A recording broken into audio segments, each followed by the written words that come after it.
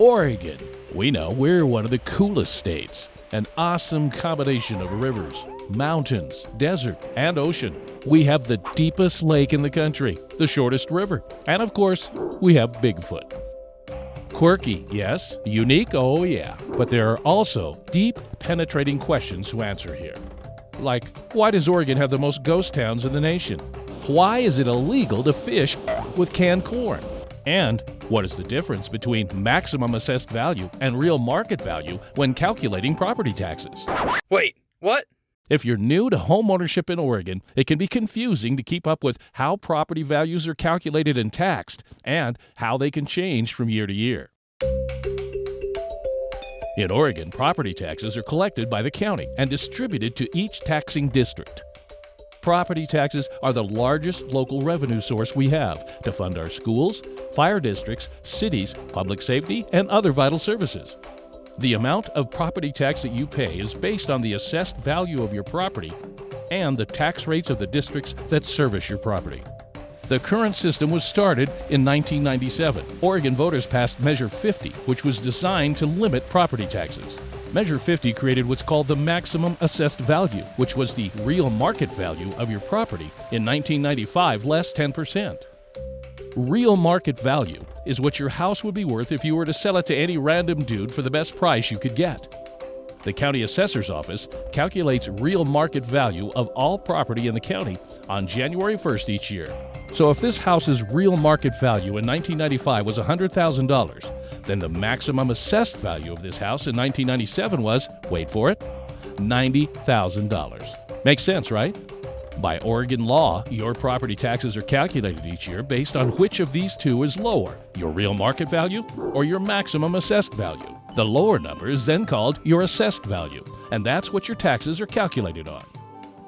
So what about the house that's built after the maximum assessed values were created? One that wasn't there in 1995? Well, here's the answer. Each year, the assessor calculates the average of maximum assessed value to real market value for every type of property, like residential, and applies that percentage to the market value of new property in that year, so they get to have a MAV too. Let's go back to our sample house.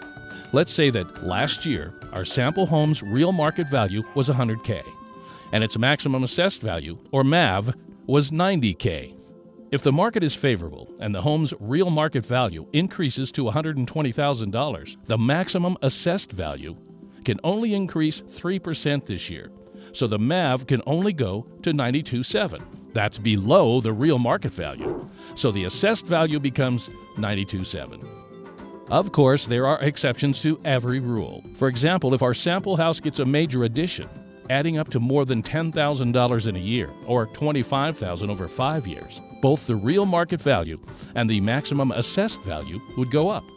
On the other hand, if the roof had been replaced using similar materials to the original, that would simply be general ongoing maintenance and repair.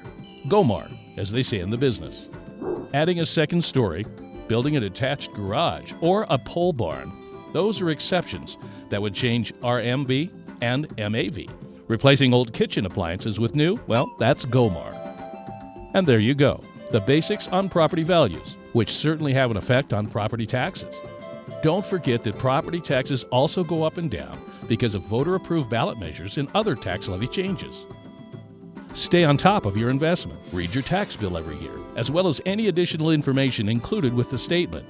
Pay attention to changes proposed by taxing districts. And get out and enjoy your really cool state and its unique features, like awesome lighthouses, or even the tallest barber pole in the world. Visit your county's website for more information and contact your local assessor's office if you have questions.